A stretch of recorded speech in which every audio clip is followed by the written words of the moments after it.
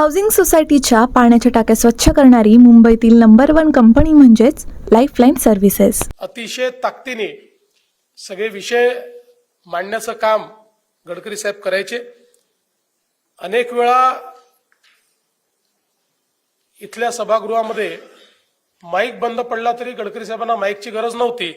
त्याच्यामुळे माईक चालू आहे का बंद आहे असा कुठलाही त्या ठिकाणी प्रश्न नसताना जोपर्यंत निरुत्तर होऊन सत्तारूढ पक्ष अध्यक्षांकडे याचना करत नाही की बाबा आता तुम्ही स्थगित करा काही काळाकरता, तोपर्यंत गडकरी साहेबांची स्टेनगन ही गोळ्या दागत राहायची. हे आम्ही सगळ्यांनी अतिशय जवळून बघितलंय. पण हे करताना निश्चितपणे विविध कायद्यांवर केलेली त्यांनी भाषणं असतील, बजेटवर केलेली भाषणं असतील, ही सगळी लोकशाही व्यवस्थेला समृद्ध करणारी. आणि मला असं वाटतं हे महत्वाचं आहे. तर त्यांनी सांगितलं की कटघऱ्यामध्ये उभं करणं हा काही उद्देश नाहीये, ती कार्यपद्धती आहे. उद्देश मात्र त्यातनं समाजातल्या शेवटच्या माणसाचा आवाज हा प्रतिबिंबित झाला पाहिजे.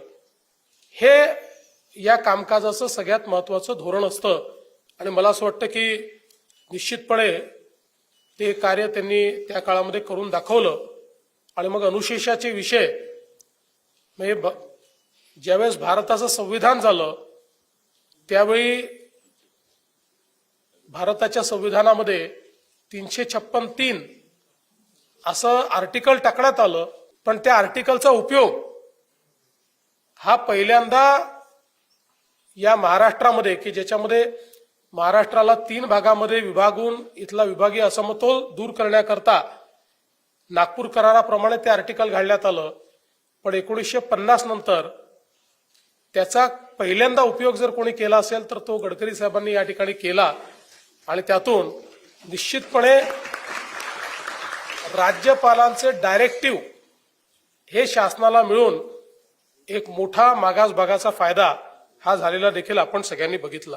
साऊथ मुंबई विभागातील घडामोडी जाणून घेण्यासाठी साऊथ मुंबई न्यूज चॅनलला लाईक, फॉलो, शेअर आणि सबस्क्राईब करा आणि बेल आयकॉनवर क्लिक करून ऑल करायला विसरू नका.